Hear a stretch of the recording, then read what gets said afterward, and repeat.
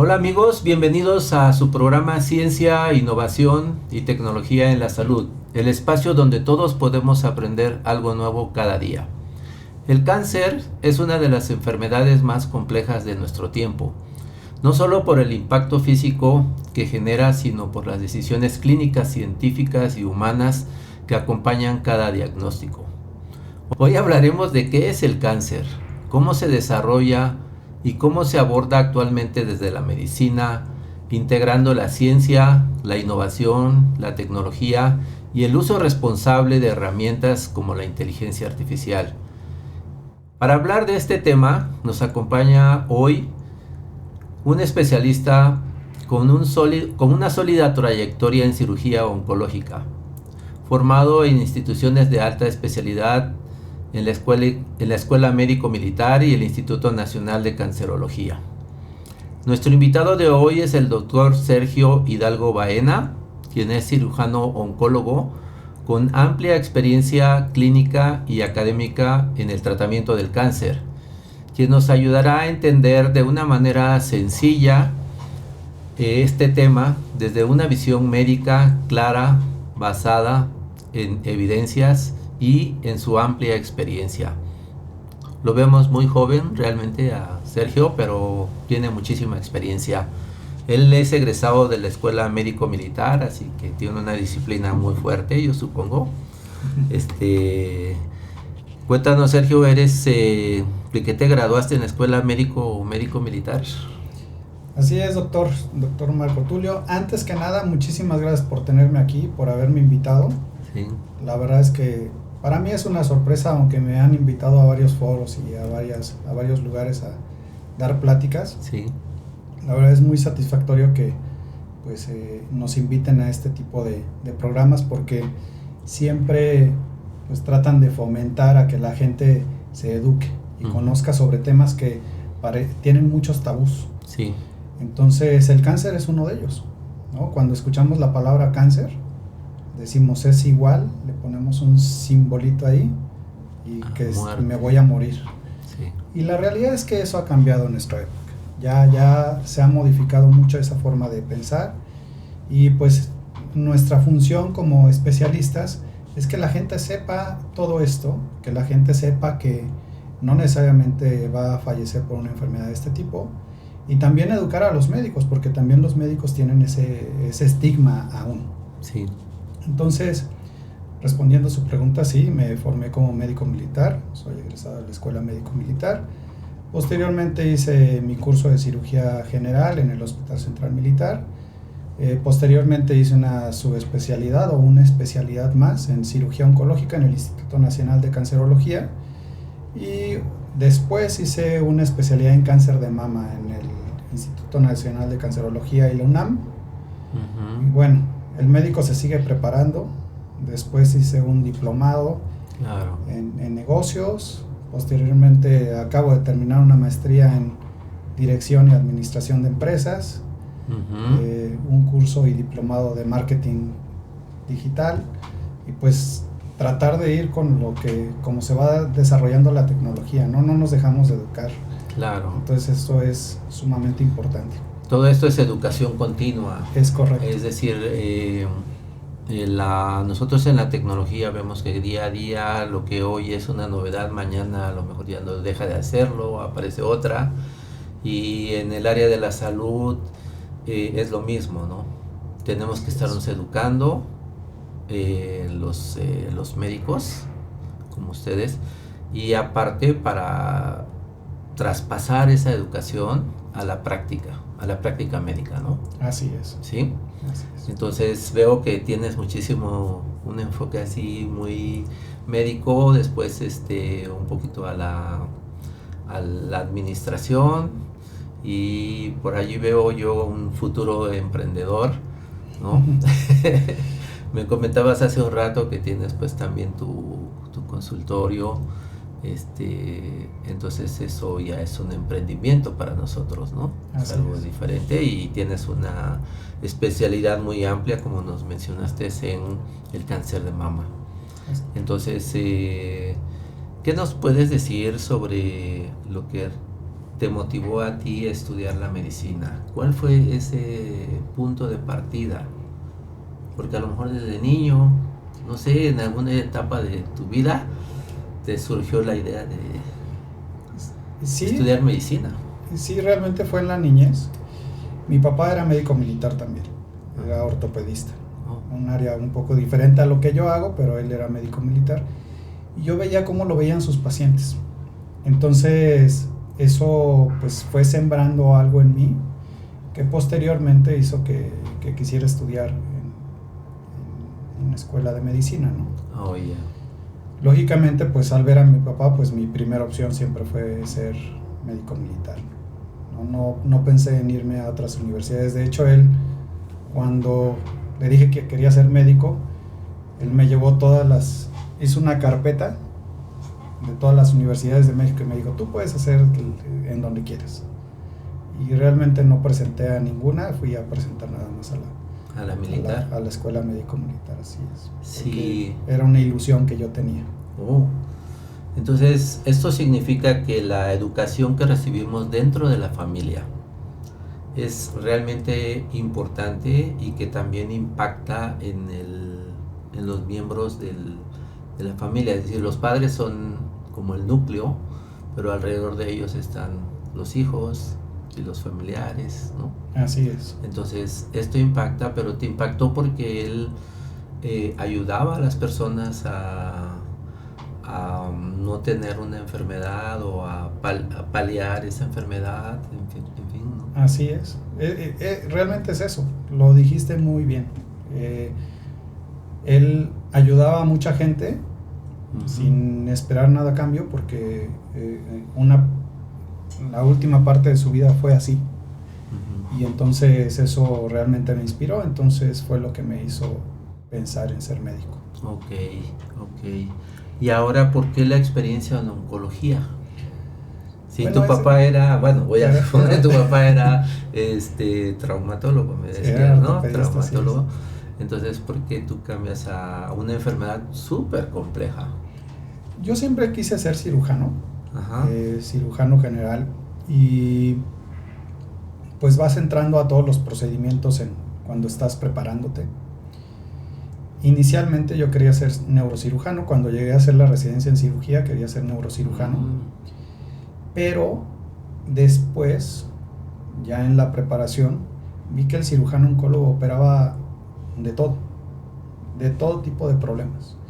Entonces eso me llevó a hacer oncología, y como que ya traía algo yo que me hizo ser oncólogo, porque desde que hice mi tesis en la escuela médico, mi tesis fue sobre cáncer de mama y sobre células dendríticas. Usamos un microscopio confocal, que era el primer microscopio de ese tipo en México, y lo tenían ahí en la escuela, y hicimos nuestra tesis en esa parte. Y posteriormente en cirugía general hice mi tesis en un tipo de cáncer de piel que se llama melanoma. Entonces como que ya iba dirigiéndome a ese ámbito, ¿no? Y posteriormente pues ya en el INCAN, oncología. Sí, para que nuestra audiencia lo entienda, ¿qué son las células dendríticas? Las células dendríticas son células inmunológicas que se encuentran en algunas partes de nuestro cuerpo. Inicialmente pensábamos que nada más estaban en ciertos tipos de tejidos, pero la realidad es que se encuentran en varios órganos y ayudan a responder contra eventos adversos en nuestro cuerpo. Así es. Yeah. Ahora, en tu amplia práctica en la medicina de cirugía militar y especialmente en el cáncer, ¿cómo ha cambiado tu forma de ver la medicina desde que inició la medicina hasta hoy? Esa es una pregunta bastante interesante, porque nuestra mentalidad va cambiando. Claro. Nuestra mentalidad va cambiando dependiendo de nuestra educación. Sí.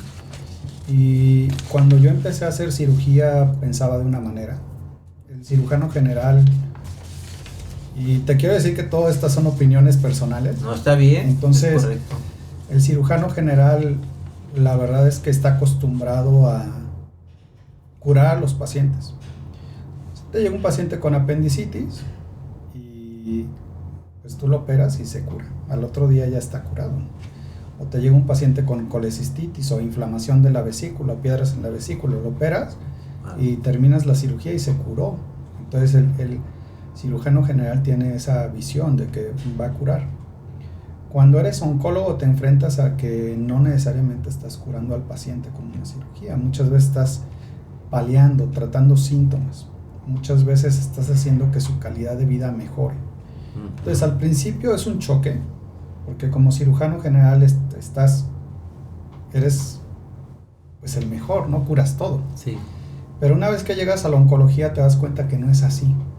Y entonces empiezas a tener cierta, pues en tu mentalidad, pues es un choque muy, muy importante, ¿no? Porque ya no se curan. Y se curan un porcentaje, pero otro porcentaje no se cura. Y eso te va haciendo que vayas modificando la forma en que ves la medicina. Sí. Hoy en día que ya tengo muchos años de estar trabajando pues, con muchos tipos de pacientes, desde los que podemos curar desde la primera vez que los vemos hasta el que tenemos que seguir nada más tratando síntomas y paliarlo, pues también me ha hecho entender que lo mejor que podemos hacer por nuestros pacientes es tratar que ellos estén bien. Claro. Eso es lo que tenemos que ver, que ellos estén bien, independientemente del tipo de cáncer que puedan tener. Y eso no lo vemos. Lo más difícil, yo cuando enseño en la escuela, les digo, lo más difícil es entender no que todo se tiene que operar, sino entender qué es lo que no se debe de operar, ¿no? Como cirujanos. Y eso lleva mucho tiempo. Unos lo entendemos, otros no lo entendemos nunca, pero así es, ¿no? Sí. Veo en este concepto que tú nos acabas de expresar un concepto muy humano, y lo veo en tu expresión también, y lo veo por lo que nos platicaste de tu padre, ¿no? Que seguiste su ejemplo en otra área todavía un poco más complicada como es el cáncer. ¿Qué es lo que realmente te ha motivado así fuertemente a tener ese sentido más humanista, más humano hacia el tratamiento de este tipo de enfermedades? Porque no es como tú lo mencionabas, te quito la vesícula y te dejo unos días en el hospital y ya estás curado, ¿no? Aquí la cosa es diferente. Sí, sobre todo es enfrentarte a eso. O sea, estando allá en el hospital militar, nos llegaban muchos pacientes que pues no tenían forma de tratarse. Y eso te va haciendo ver al paciente diferente. Aparte atiendes a pura gente que es familiar de militares. Son los derechohabientes. Y pues tú ves que ellos están en otro lugar esperando que tú seas lo mejor que puedas ser como médico. Y eso lo entendí a través del tiempo estando en el activo, y esa parte me hizo modificar la forma en que veía a mis pacientes. Porque al principio sí, al principio es el ego, yo soy el médico, yo soy el que dice cómo deben ser las cosas. Pero la realidad es de que ellos esperan lo mejor de ti, ¿no? Sí, así es. Y eso lo tienes que traspolar a la otra parte de tu vida, ¿no? A donde te llegan todos los pacientes y todos los pacientes esperan eso. ¿Sí? Y yo creo que cuando vemos el mundo vemos a mucha gente, ¿no? Pero cuando nosotros lo vemos de forma personal, vemos a nuestra hermana, a nuestro papá, a nuestro primo, y así lo vemos como pacientes, así lo vemos. Como médicos lo vemos en general, como pacientes lo vemos en particular. ¿Sí? Yeah. Y así debería de ser, Sí, creo claro, yo. Claro, sí. Dándole ese enfoque humano, ¿no? Es correcto. A los tratamientos. ¿Y cómo nos podrías describir en sí, en palabras llanas, qué es el cáncer en sí? Bueno, el cáncer es un conjunto de enfermedades, no es una sola enfermedad. Y llanamente lo que pasa es que las células del cuerpo evaden los mecanismos de muerte, de reparación, y siguen replicándose de forma normal hasta que forman un tumor. Eso es una forma muy fácil de entenderla. Ahora que vemos muchas las películas de zombies, me gusta decirles a mis alumnos, es que pues, las células tumorales son como zombies en el cuerpo, ¿sí? Empiezan a reproducirse de forma descontrolada hasta que llegan a un volumen que forman un tumor de 1 centímetro y después la replicación forman un tumor de 2 centímetros y así van creciendo. Invaden tejidos y tienen potencial de irse a cualquier lado del cuerpo por la circulación, por los linfáticos. Sí. Es una forma, yo creo que fácil de entenderla. Ahora que vemos la televisión y vemos toda la información que nos dan. Bien, y ahora cómo entender el cáncer desde la medicina actual, la medicina moderna y la oncología clínica, digamos. Bueno, el cáncer en general es, como te comentaba, es un grupo de enfermedades en donde las células se reproducen de forma descontrolada y pierden todos esos mecanismos o evaden esos mecanismos de muerte celular que en términos médicos se llama apoptosis. Cuando lo vemos de forma particular, cada cáncer es diferente porque cada cáncer se origina en órganos diferentes, ¿no? Por ejemplo, el cáncer de mama es diferente al cáncer de colon, el cáncer de colon es diferente al cáncer de pulmón y así cada uno de los órganos. Inclusive, cuando se desarrollan en un solo órgano, son diferentes entre ellos. Cada uno de ellos es muy diferente. Es diferente el cáncer de colon derecho que el cáncer de colon izquierdo. Es diferente un cáncer de mama triple negativo a un luminal. Es términos más técnicos, pero son en el mismo órgano, tienen muchas diferencias, porque es la biología con la que esas células van creciendo y van cambiando el microambiente. Ya. El microambiente, digamos, interno es correcto. En el cuerpo. Así es. Bien, y ¿consideras tú que el diagnóstico oportuno es muy importante en saber cómo detectarse? ¿O cómo puedes decir? Porque nos hablas de que se aparece en diferentes partes, pero pueden tener diferente sintomatología. Entonces, ¿cómo poder saber que nosotros mismos podemos predecir en algunos casos? Yo he visto al menos las campañas de cáncer de mama y te dicen el tacto, etcétera, ¿no? Y hay ya más estudios que se tienen que realizar las mujeres. Entonces, ¿cómo podríamos aconsejar a nuestra audiencia sobre una temprana detección, ¿no? Cuando el paciente va varias veces al médico por el mismo problema, siempre hay que pensar que no es normal, ¿no? Yo me gusta decirles que cuando pasan 3 semanas después de un tratamiento adecuado con un síntoma, o sea, si tienes tos por más de 3 semanas y los medicamentos que te han estado dando son los adecuados, entonces hay que hacer estudios más avanzados, porque normalmente es como un límite para decir esta enfermedad pues no es normal, ¿sí? Lo que llega a pasar es que muchas veces van con el doctor y pasaron 6 meses, ¿no? Y no se mandó a hacer ningún estudio, o un año o más, y no se mandó a hacer ningún estudio. La prevención es sumamente importante. Yo creo que es la base para que los pacientes se curen.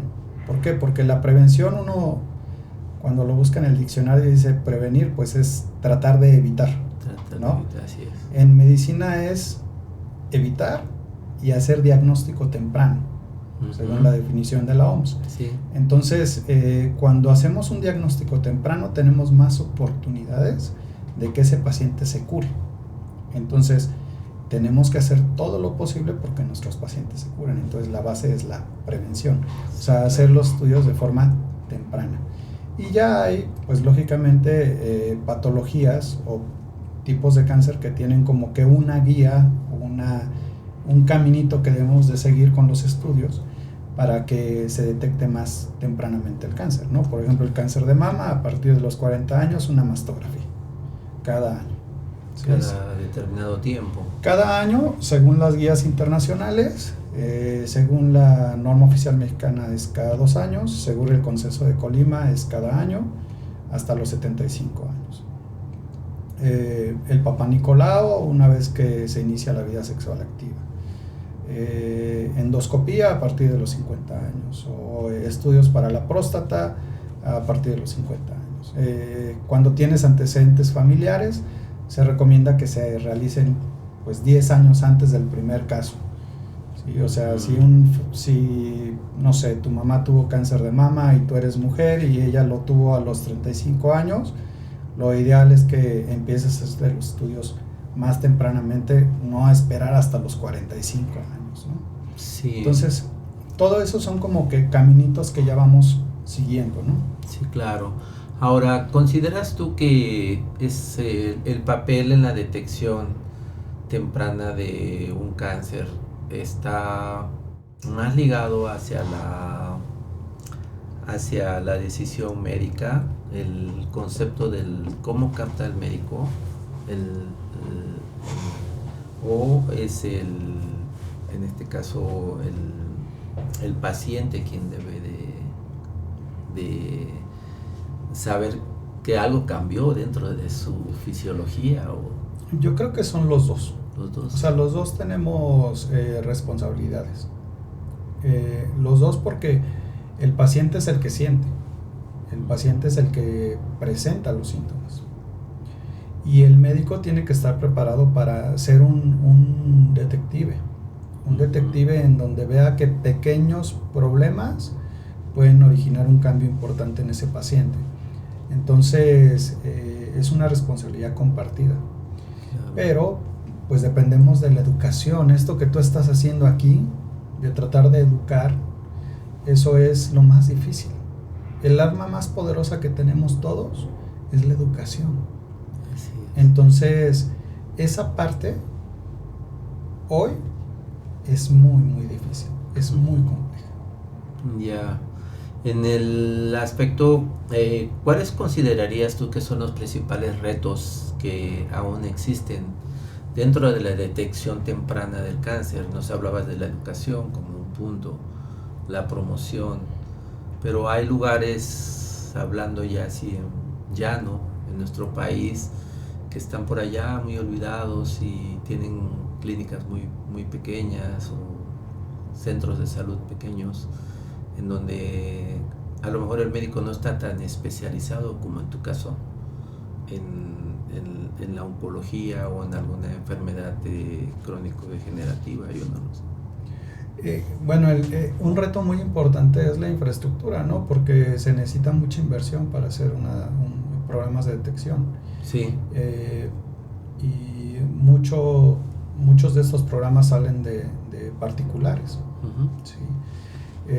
Entonces, hoy yo creo que México vive ese reto principalmente, tener una infraestructura, pero pues es algo que pues creo que dista mucho de lo que podamos aportar como médicos particulares, ¿no? Como uno solo. Sí. Tiene que ser algo exponencial, que sí. se pueda reproducir, y pues eso es muy complejo. Sí. Políticas públicas y ese tipo de cosas. Esas ya son cuestiones de políticas públicas, no es algo que no tocamos mucho. Exactamente. Pero sí sabemos, ¿no? Porque tenemos un sistema de salud y últimamente no ha ido quizá como quisiéramos todos, ¿no? Sí, lo que quisiéramos es que todos recibieran la misma atención en todos lados. Sí. Pero pues eso es algo complejo. Es complejísimo. Ahora es realmente un trabajo extraordinario el que hacen los médicos ahora, ¿no?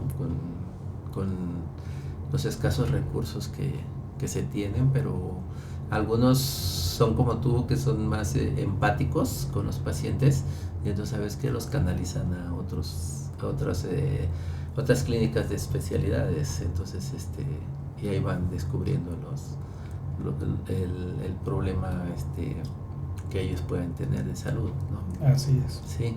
Entonces, pero esta evolución en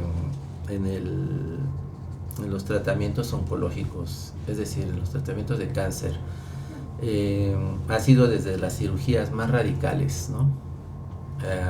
Hasta los procedimientos oncológicos de alta precisión y cirugías conservadoras. ¿Qué nos podrías contar sobre esto? Bueno, hoy todavía sigue siendo el tratamiento más efectivo la cirugía, ¿sí? Es quitar el órgano que originó el tumor. ¿El órgano completo? Así es. El órgano, por ejemplo, la mama, si se origina el cáncer en la mama, lo que tenemos que hacer es quitar la mama, hacer una mastectomía. Y que históricamente antes eran cirugías que pues mutilaban todo el órgano, ¿no? El ejemplo muy fácil es la mama, ¿no? Entonces un ejemplo fácil es el de la mama porque pues es muy visible, ¿no? Y aparte como que hay mucha información en internet y programas sociales y todo esto. Entonces se quitaba la mama junto con los músculos que rodeaban a la mama, o sea, los pectorales. Y entonces los médicos fueron estudiando a través del tiempo cómo se comportaban esas pacientes. Inicialmente se vio que la mastectomía halsteriana, porque es el primero que la describió Halsted, y era pues una cirugía muy radical, muy grande. Después se fueron modificando las técnicas y se fueron haciendo cirugías más pequeñas y se fueron agregando otros tratamientos como la radioterapia. Y se vio que una mastectomía radical tenía los mismos resultados en el tiempo que una cirugía conservadora agregando radioterapia. Y una cirugía conservadora nada más consiste en quitar la zona en donde está el tumor con partes sanas. Eso quiere decir que la mujer preservaba el seno. En algunos casos, ¿no? Porque en casos avanzados, pues eso es algo inevitable. Inevitable, sí. Pero cuando son casos tempranos, la mujer podía preservar su seno. ¿Y qué pasaba con esa mujer? Pues vivía más feliz, porque tenía su seno. Sí, claro, eso es algo que te iba a preguntar. Entonces, a través del tiempo, nos dimos cuenta, y en los estudios se dieron cuenta, que los resultados son los mismos. Entonces, son cirugías más pequeñas. Requieren más infraestructura. ¿Sí? ¿Por qué? Porque se les tiene que agregar radioterapia en la mayor parte de los casos. En México la hay, en México lo podemos hacer. Y después ya se agregó de que durante la cirugía se le puede dar la radioterapia y a lo mejor evitaba la radioterapia posterior. Entonces vas disminuyendo la cantidad de tratamiento, lo vas desescalando.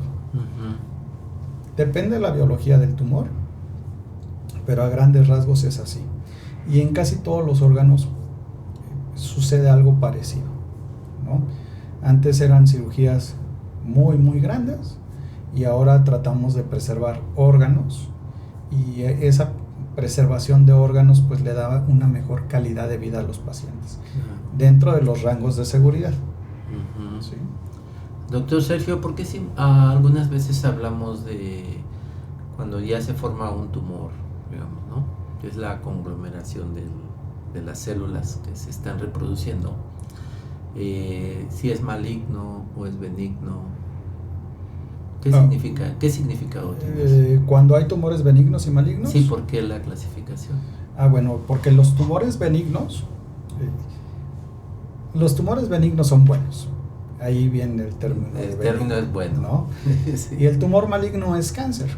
Ahora hay tumores malignos que no se comportan tan agresivamente.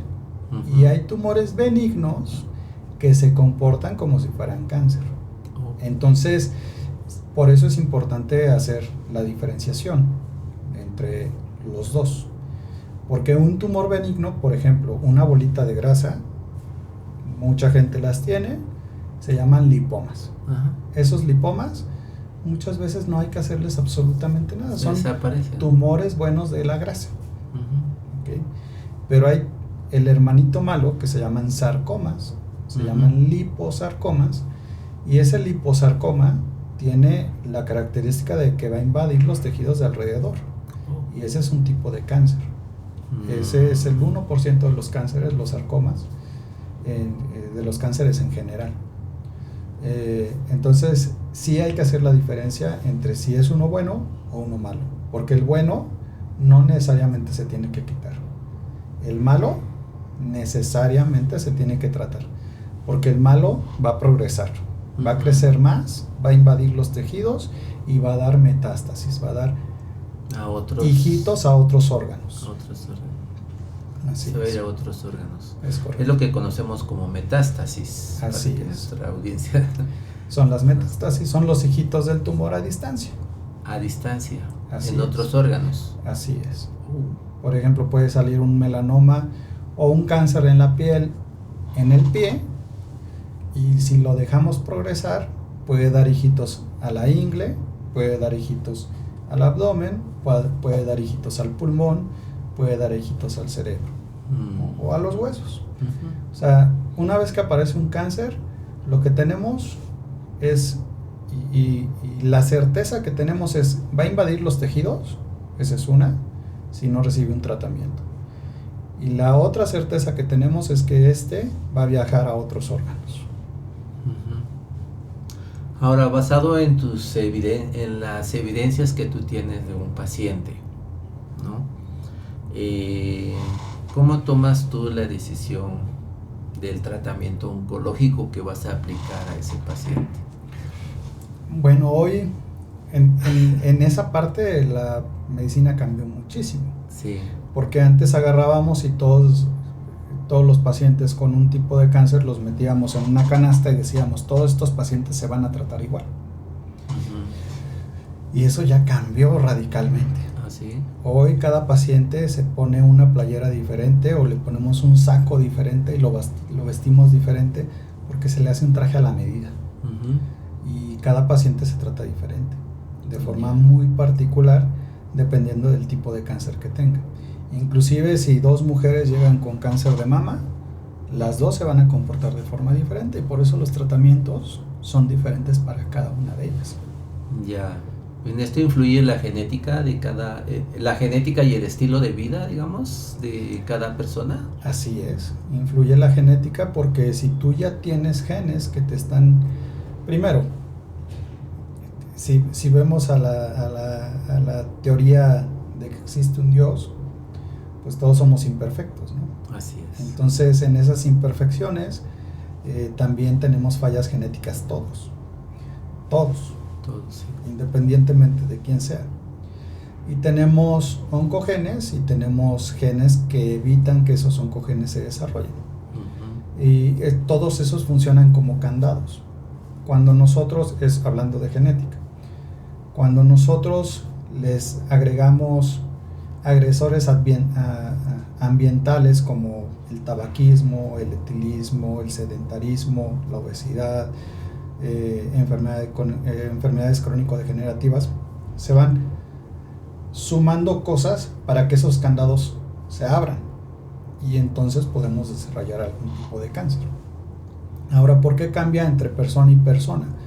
Porque hay problemas que se desarrollan en familias y hay problemas que se desarrollan de nuevo, o que es un caso en muchos casos de la familia, ¿no? Ujú.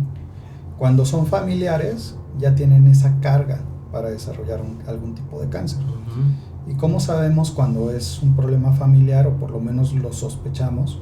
Pues cuando se presenta un cáncer que se debe presentar a cierta edad, pero se presenta 10 o 15 años antes, ¿no? Ujú. O sea, casos raros.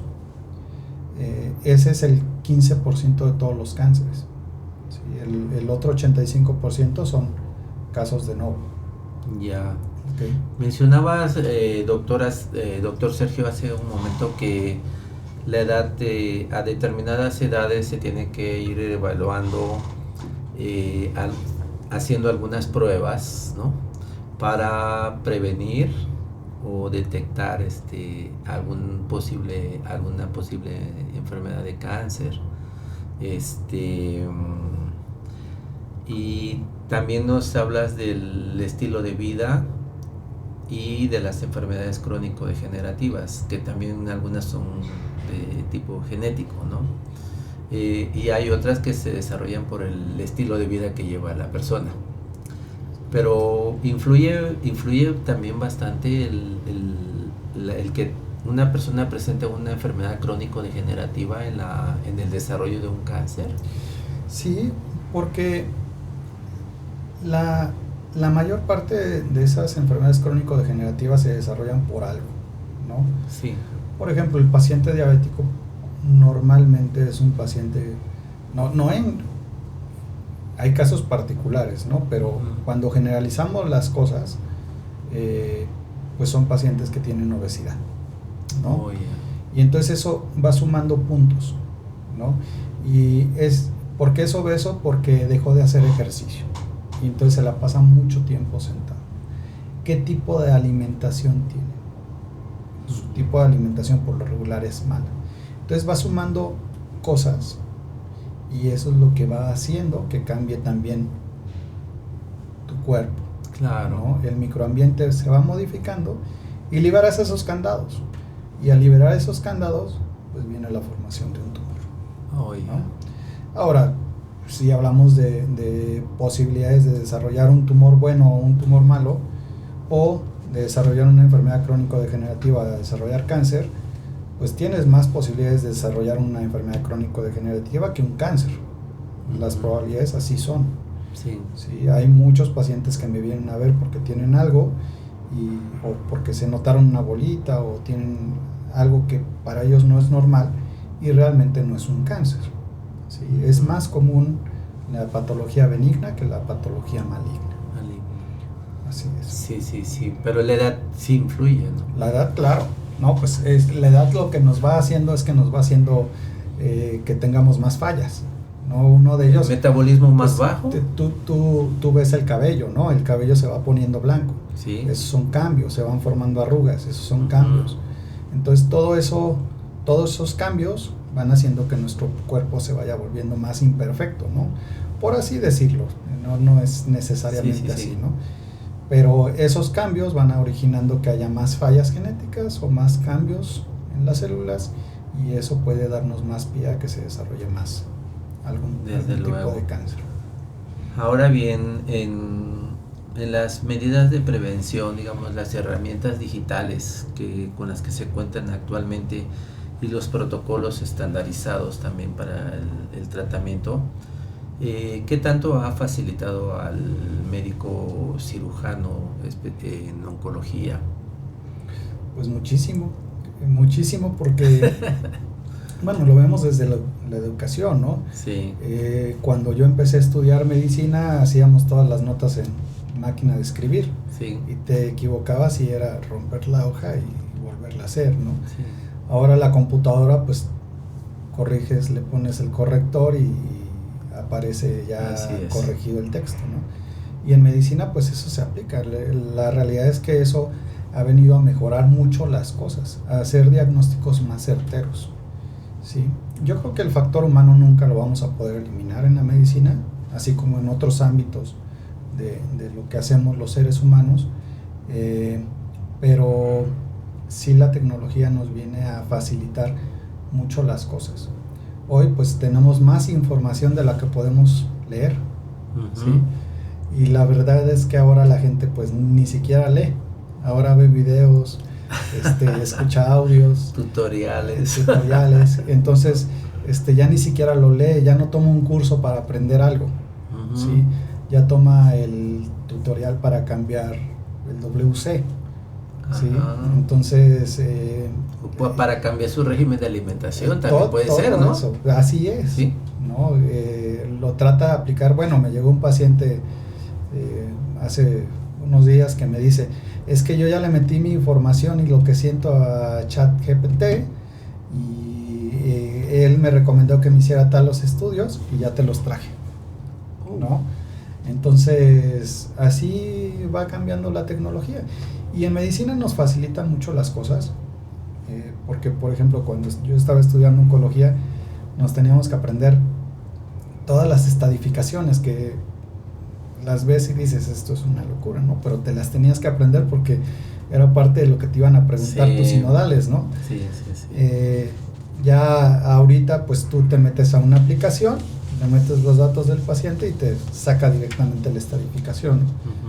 Eso es muy bueno, ¿no? Entonces sí nos ayuda a facilitar. Y también está, digamos, el Big Data o todos los datos que existen, porque entiendo que cada raza tiene diferentes comportamientos, ¿no? Así también, es. Genéticos. Entonces,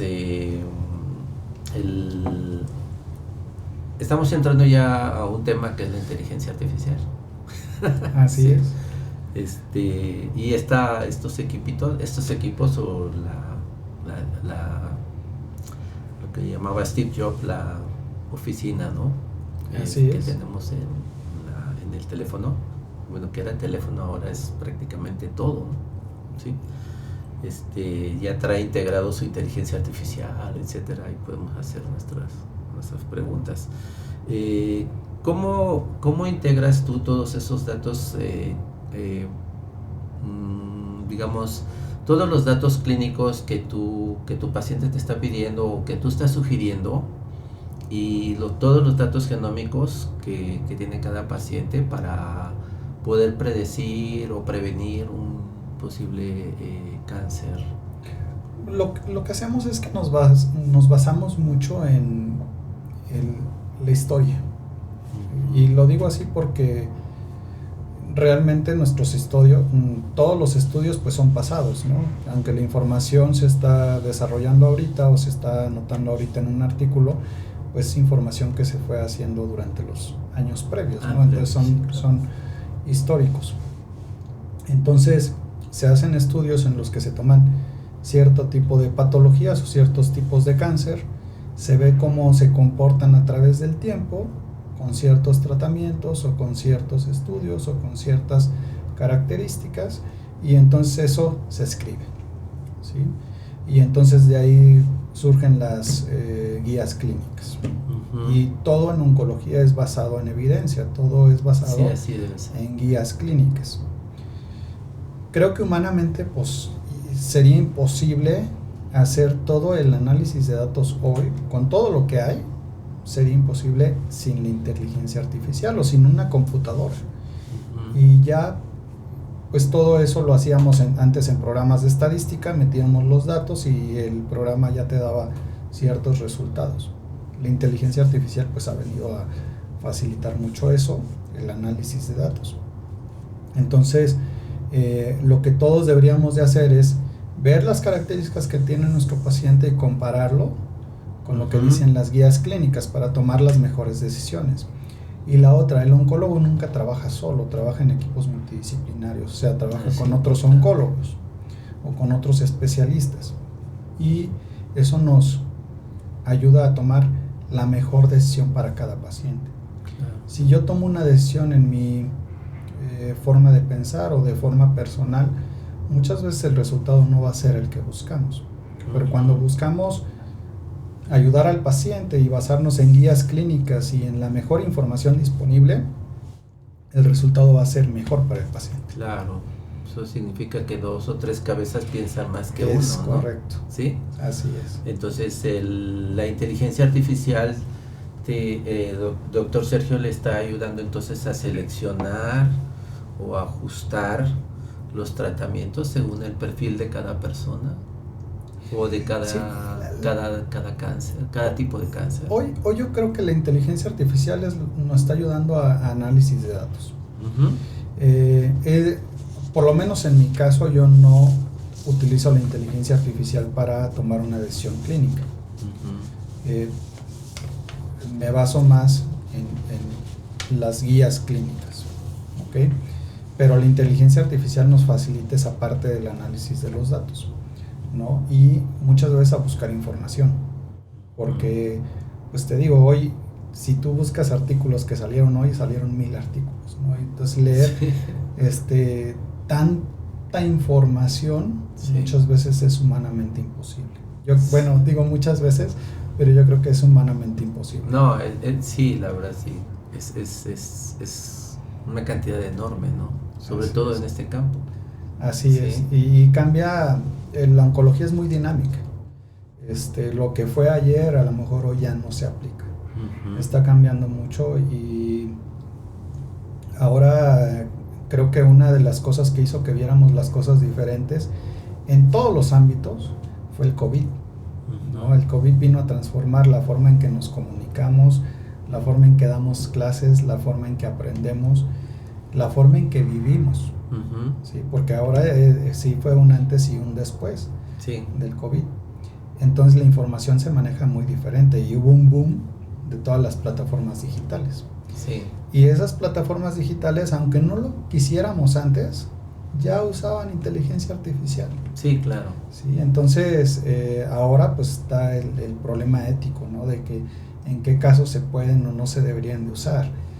Y pues ahí es en donde el humano tiene que decidir hasta dónde llegar para usar esa inteligencia artificial. Sí, porque en mi opinión, creo que la inteligencia artificial pues analiza datos, Es correcto.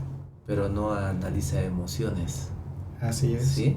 Así es. Entonces, creo yo que hay que saberlo utilizar de una manera correcta, ¿no?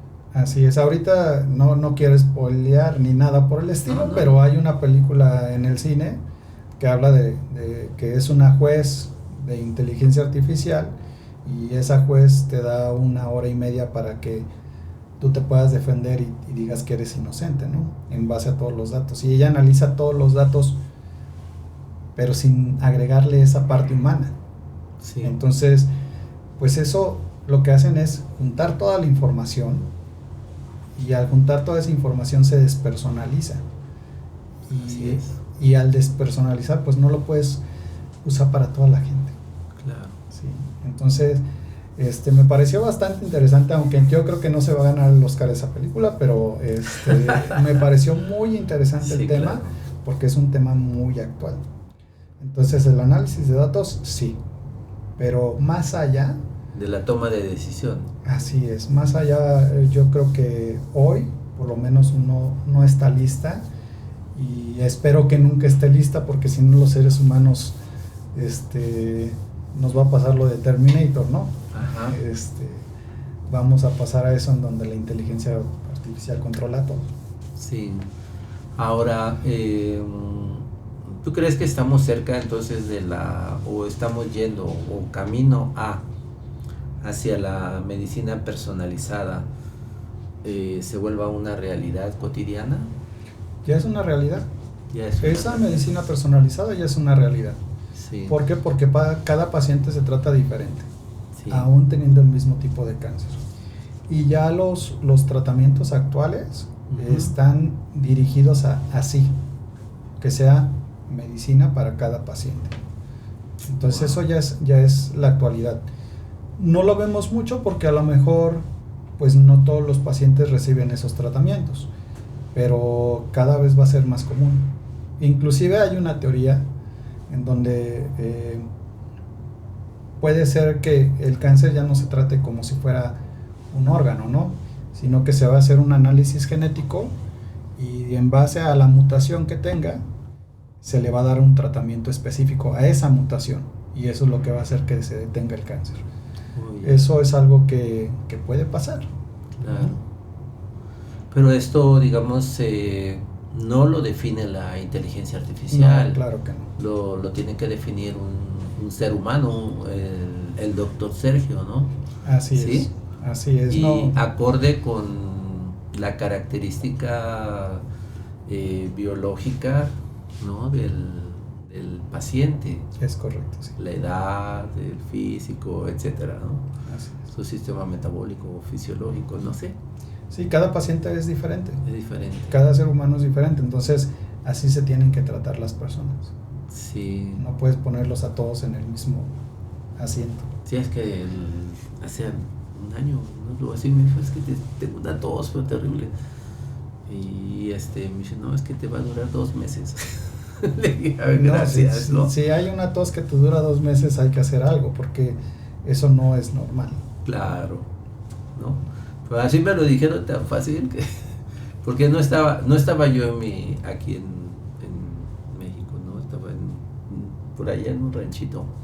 Dice, no, te va a durar como 2 meses. Está aquí en todo el pueblo, ¿no? Pues sí, pero es la falta de información. Ajá. Es falta de información.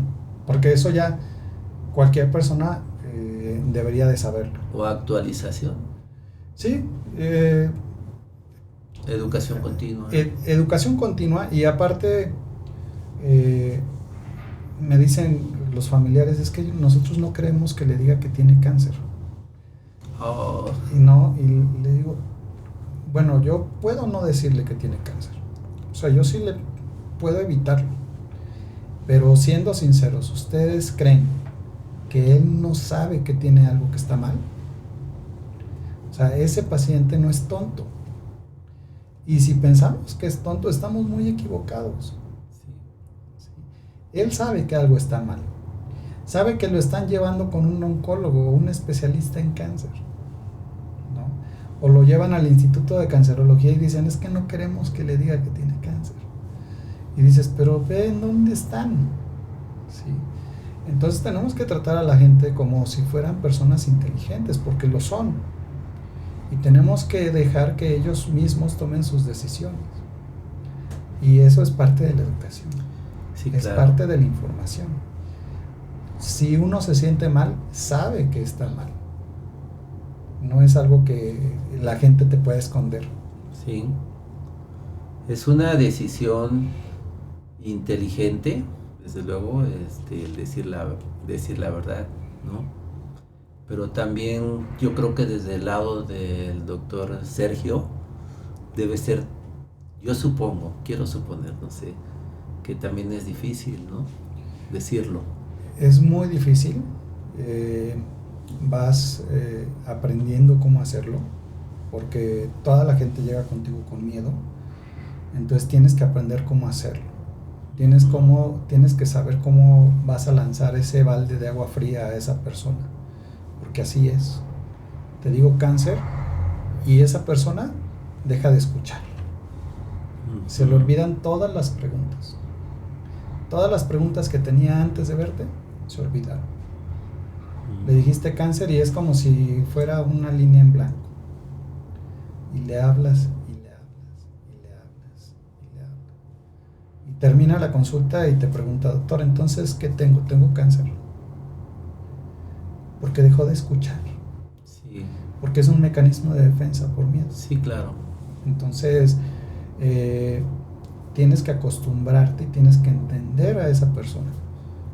Porque tú como médico, como te decía hace rato, tú lo ves como tú. Sí. Pero lo tienes que ver como él.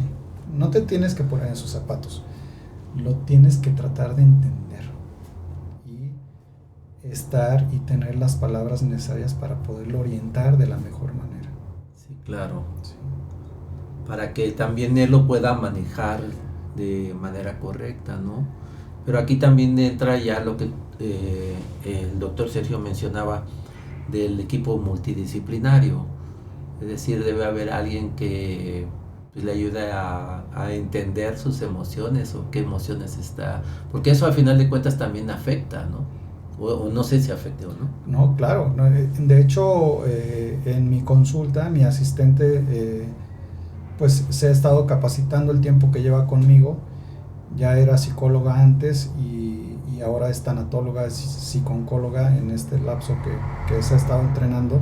Entonces ella siempre está en la consulta conmigo y siempre les digo, miren, muchas veces vamos con el vecino a que nos explique, vamos con el primo a que nos explique, y ellos no tienen la información, ellos no son médicos ni son oncólogos.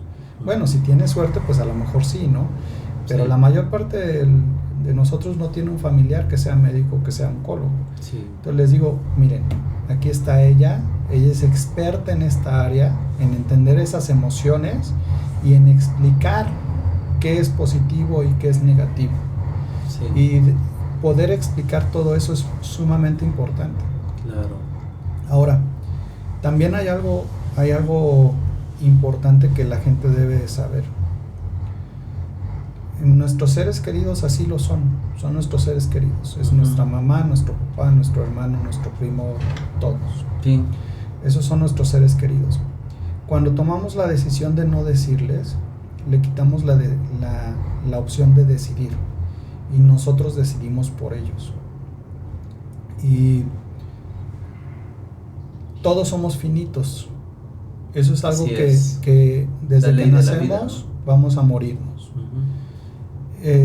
Tenemos que entender esa parte y tenemos que entender la parte de que cada persona debe decidir por ellos mismos. Si lo entendemos, vamos a poder también ayudarlos mejor en estos diagnósticos. Porque cuando no les decimos, pasa algo que se llama sentimiento de culpa, o nos quedamos con ese sentimiento de culpa porque tomamos decisiones por otra persona. Y el que la carga es el que la toma y el que se queda aquí. El que se va, nos gusta pensar que va a estar mejor. ¿Sí? Pensamos que cuando morimos vamos a estar mejor. Así es. ¿Sí?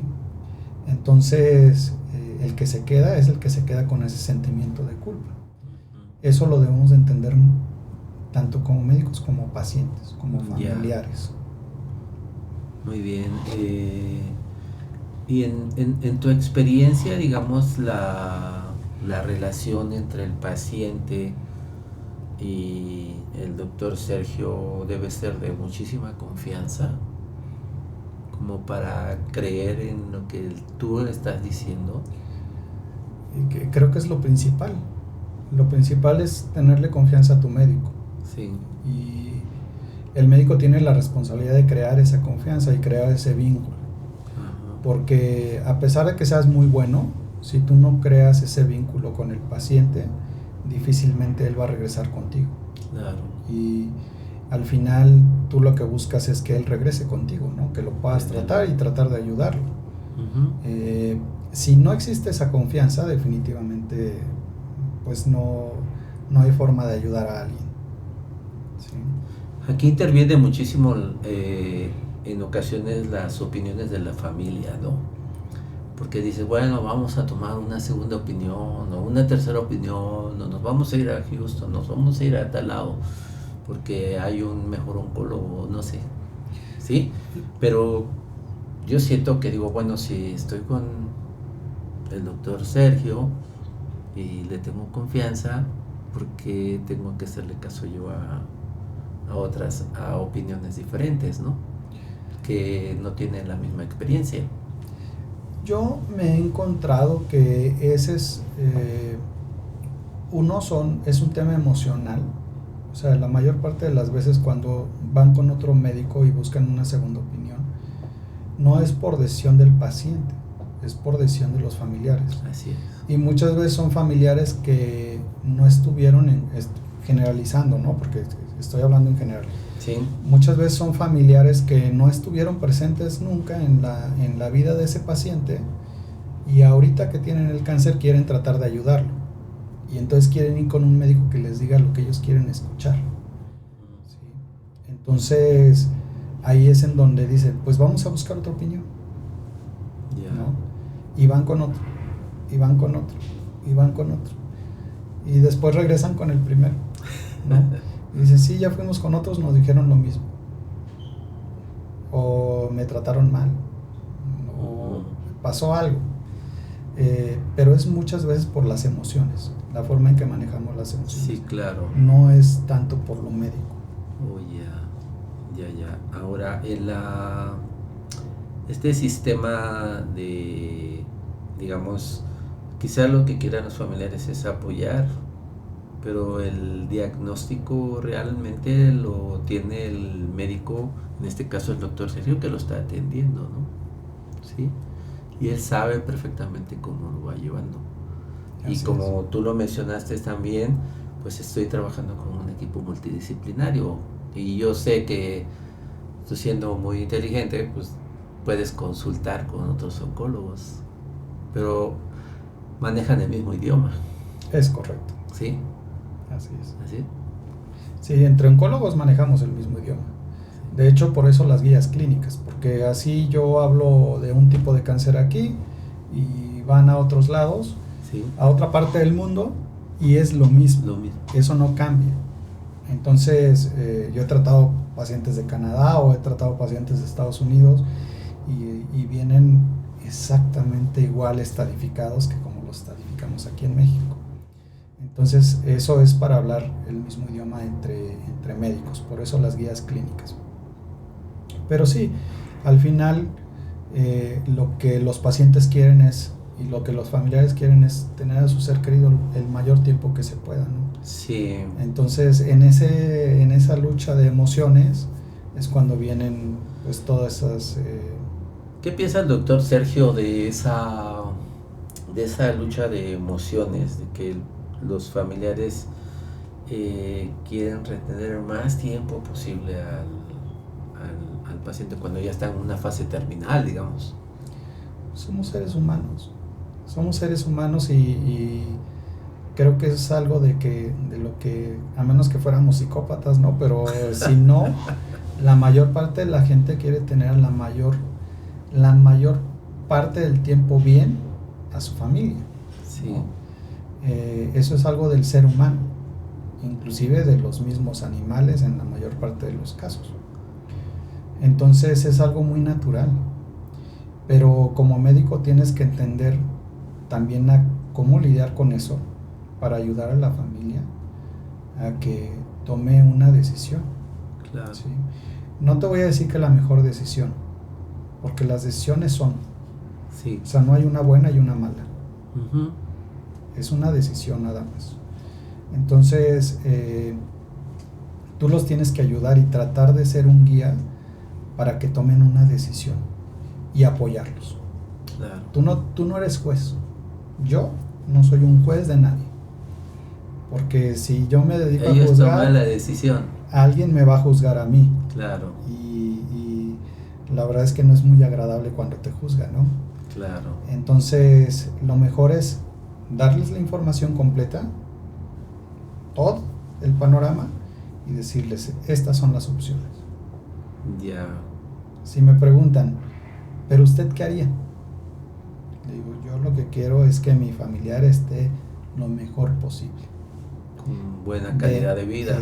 Así es. La calidad de vida es algo que pues todos queremos. Sí, ¿Sí? Aún estando enfermos es lo que queremos. sí, sí, claro.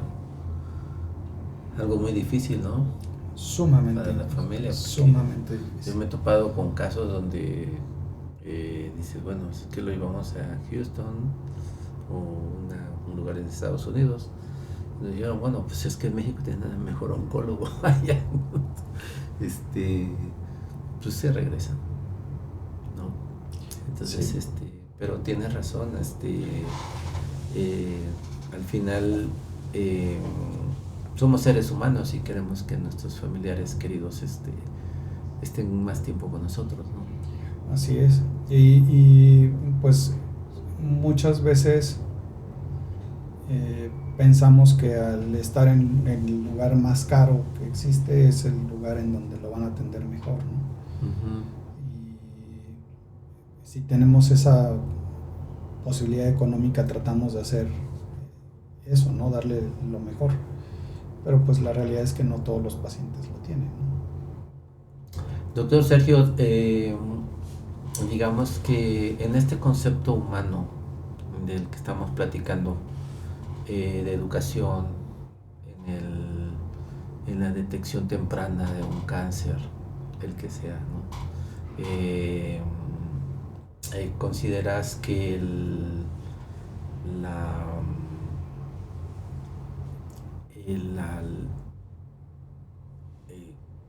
¿cómo explicar? Quisiera explicarlo de una manera.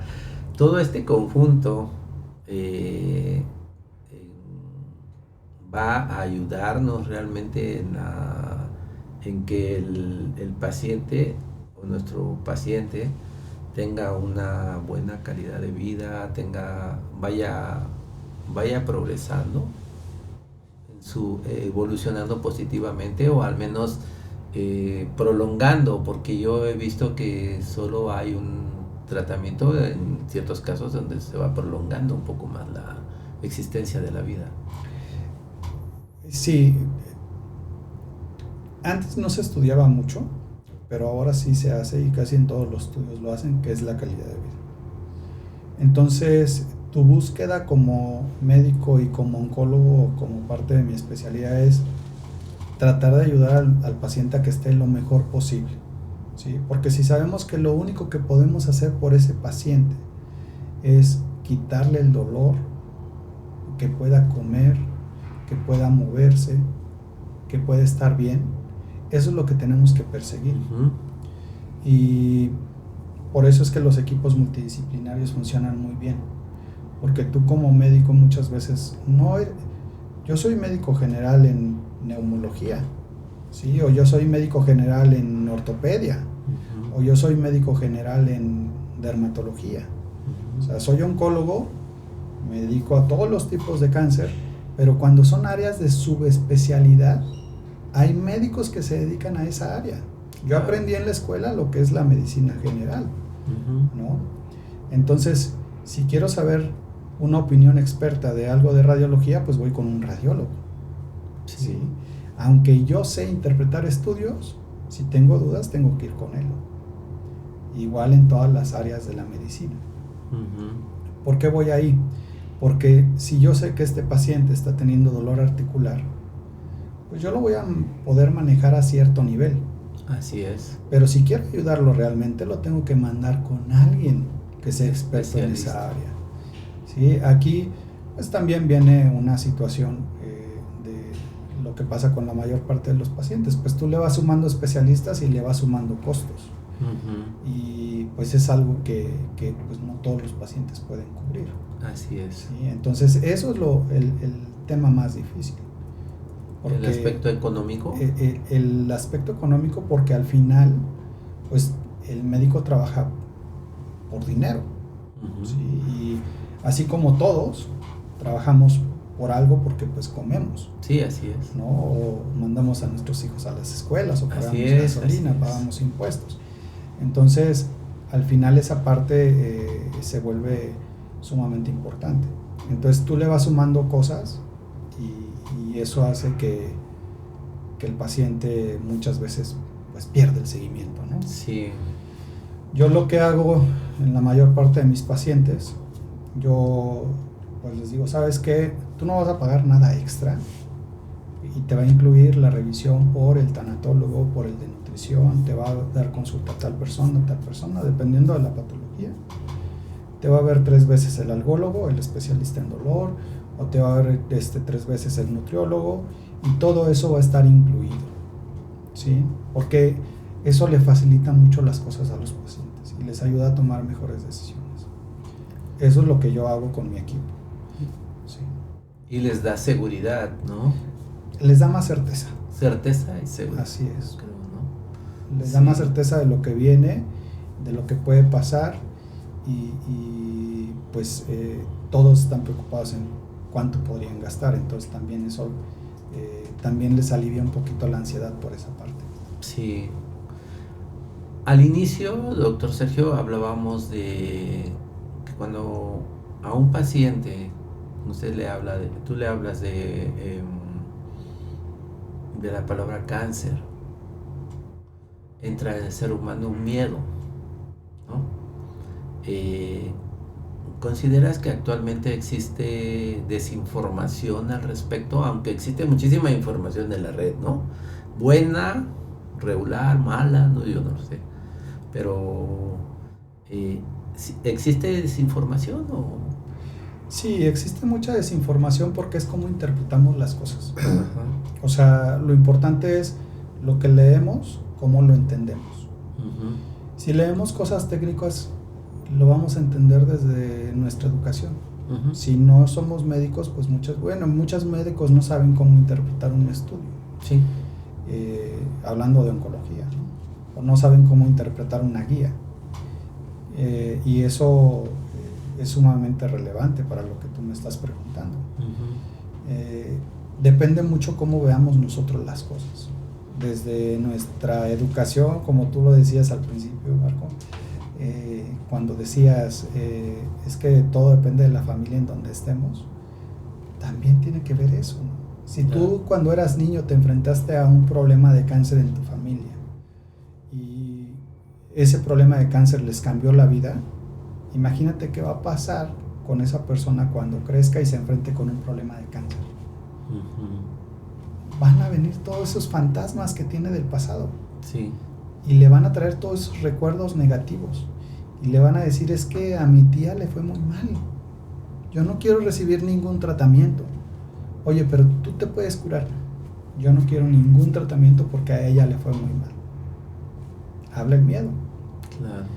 Aunque tengas la información, aunque te la hayan dado y la puedas leer, es la forma en que la interpretas emocionalmente. Claro. Entonces, esa parte humana es difícil de controlar y difícil de entender. Claro. Tú como médico tienes que entender eso en el paciente. En el paciente. Así es. No, muy bien. Yo quisiera nada más para nuestra audiencia que entendieran los dos conceptos. Uno, el de cuando el cáncer, el tumor va de un lado y de repente va a otro lado, ya se va a otro lado, que llamabas diseminación, metástasis. Metástasis, el concepto de metástasis, porque luego lo platican, y el concepto de biopsia. ¿Y qué función tiene? En el caso de la biopsia. Vamos a empezar con la biopsia. Okay. La biopsia es la forma en que obtenemos un pedazo del tejido o una muestra del tejido, lo mandamos a estudiar con un patólogo y el patólogo lo ve en un microscopio y nos dice, es un tipo de tumor de esta estirpe y le voy a estudiar la biología, ¿no? Para saber qué marcadores expresa. Entonces, la biopsia es determinante para saber el tipo de tumor. Y eso lo interpreta un patólogo. En todos los tipos de cánceres, todos, se requiere una biopsia. Hay ciertos tipos de cánceres muy particulares que no requieren una biopsia, pero es algo más técnico. En general, todos requieren tomar una muestra y mandarla a estudiar. Y la diseminación, las metástasis. Mira, vamos a pensar que el tumor es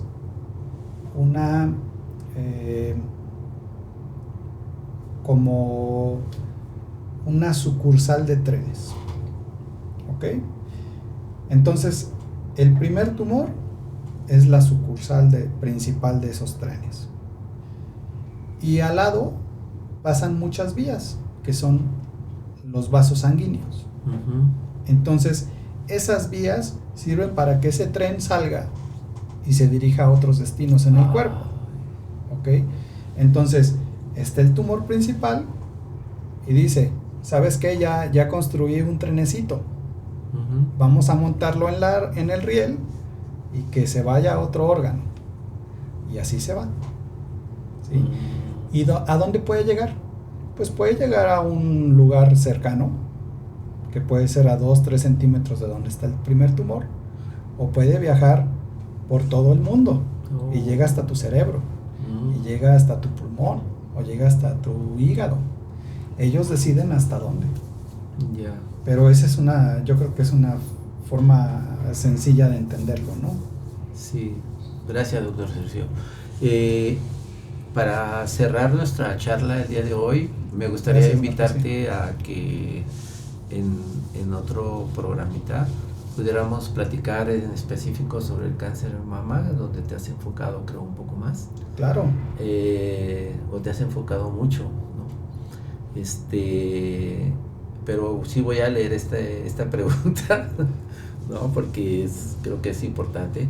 Dale. ¿Qué mensaje le darías a los pacientes y a sus familias que hoy enfrentan un diagnóstico oncológico y buscan claridad, confianza y acompañamiento? Esto es para nuestra audiencia, porque sabemos que todos de alguna manera tenemos algún paciente con alguna enfermedad con una enfermedad crónico-degenerativa, con una enfermedad crónico-degenerativa, y por otro lado hay algunos otros que tienen enfermos que padecen cáncer. ¿Cuál sería tu mensaje hacia los pacientes y a sus familias? Esta es tu cámara. Tengo muchos mensajes para ellos. El principal es que busquen a un médico que sea especialista en el área, o sea, que sea oncólogo, porque no es lo mismo un cirujano general que trata cáncer, no es lo mismo un mastólogo que trata cáncer. Ellos no se formaron como especialistas en cáncer. La otra es que busquen un médico que esté certificado, porque la certificación te da la certeza de que ese médico esté educado en esa área y tiene la capacitación continua necesaria para haberse certificado y haber pasado todos los exámenes de consejo. Eso es un tema muy relevante. Ustedes lo pueden buscar en internet, le ponen certificación en el área que ustedes quieran, desde medicina general hasta dermatología, neurología, neurocirugía o el área que ustedes quieran, hablando de oncología, el consejo de oncología. Ese es algo muy relevante. Para los que están enfrentando este diagnóstico, tienen que entender que no necesariamente este diagnóstico va a ser igual a la muerte. Si van con un médico especialista, puede resolverle todas las dudas y puede tratar de ayudarlos. En caso de que no los pueda curar, por lo menos les puede ayudar a tener una mejor calidad de vida, tanto como personas particulares o como familia. Y eso se logra yendo con médicos especialistas. Marco. No, Sergio, pues muchísimas gracias, la verdad, muy, muy ilustrativa, muy humana, muy técnico, todos los conceptos que nos has hecho saber. Yo me quedo todavía con más ganas de conocer cosas, y estoy realmente muy asombrado, no asombrado, sino me da gusto que Sergio, que lo abordes también con ese concepto humano, ¿no? Que englobes la tecnología, sepas cómo se debe usar la inteligencia artificial, etcétera, en qué casos, y cómo darle una mejor calidad de vida a un paciente que enfrenta una enfermedad como un cáncer. Por lo cual te quiero dar las gracias. Y por otro lado, también te queremos pedir para nuestra audiencia si nos puedes indicar en dónde te pueden localizar para que claro te que puedan hacer alguna consulta o hacer alguna o asistir contigo, ¿no? Lo vamos a poner ahí las cintillas. Vale. Perfecto. ¿No? Marco, primero, sí, o doctor Marco, porque tú también eres doctor. Sí. Muchísimas gracias otra vez por haberme invitado. La verdad es que ha sido una charla, yo creo que lo más coloquial que se puede y lo más sencilla que se pueda para que pues la gente que nos ve pueda entender todos estos conceptos, y esto te lo agradezco, ¿no? Porque al final dicen que cuando entiendes un tema lo puedes explicar de tal manera que la gente lo entienda, ¿no? Y cuando no lo entiendes ni tú sabes cómo explicarlo, ¿no? Entonces creo que esto ha sido muy enriquecedor para nosotros. Yo aprendo más de toda la gente que me pregunta que de lo que yo les puedo decir. Sí. Porque me hace querer aprender más, ¿no? ¿Y dónde me pueden localizar? Bueno, pues mi número es el 5525741469. Inicialmente lo atendía a mi asistente, pero también he visto con esto de la inteligencia artificial de que ahora buscas atención personalizada y te encuentras con que te contesta una computadora. Entonces eso lo eliminé y yo les contesto directamente a mis pacientes. Lógicamente pues me necesitan escribir, la mayor parte de las veces es por medio de mensaje y posteriormente una llamada. Mi consultorio lo tengo ubicado en el Hospital San Angelil Satélite, que se acaba de abrir el hospital, en el Corporativo Hospital Satélite y en el Ángeles Lomas. Ahí por medio del WhatsApp me escriben y yo les mando la ubicación. Muchísimas gracias. No, al contrario, muchísimas gracias, doctor Sergio Hidalgo Baena. Muchísimas gracias por estos conocimientos, por esta charla tan bonita que tuvimos hoy. Nos queda pendiente lo del cáncer de mama porque es un tema muy interesante. Y me gustaría invitarte aquí para que en 2, 3 sesiones más que tengamos podamos abordar la temática. Okay. No necesariamente de cáncer de mama, aunque es mi área de más experiencia. Uh-huh. La realidad es que veo todo tipo de cáncer. Okay. Atiendo a cualquier paciente y muchas veces pues mi función es orientarlos. Tengo pacientes que me ven, que lo están viendo otros médicos, que me dicen por la confianza que hay, oye, ¿cómo ves? ¿Me están haciendo lo adecuado? ¿Me están haciendo...? Hasta para eso uno sirve, ¿no? Para como tratar de orientar, ¿no? Así es. Entonces, esa parte es muy importante para mí, porque pues es más satisfactorio esa parte, ¿no? Claro. Bueno, doctor Sergio, pues muchísimas gracias y pues muchísimas, ¿qué te puedo decir? Pues muchísimas felicidades por la labor tan bonita que realizas en tu profesión. Gracias, Marco, y gracias por la invitación. Gracias, Okay. Bueno, se me estaba pasando, pero siempre a nuestros invitados les pedimos, ¿dónde está el GIS? ¿Está por acá? Que si nos ponen alguna frasecita aquí en el pizarrón, Pero tengo letra de doctor. No importa.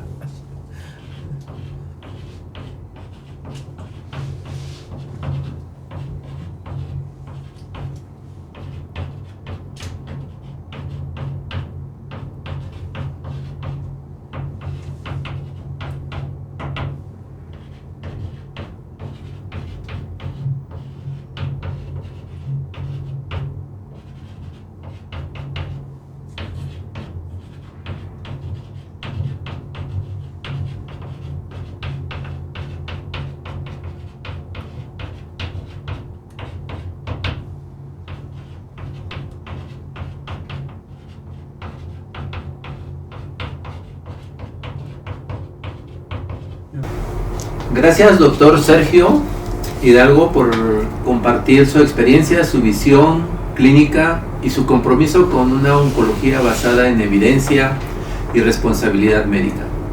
Hoy entendimos que hablar de cáncer con información clara y científica es fundamental para tomar mejores decisiones en salud.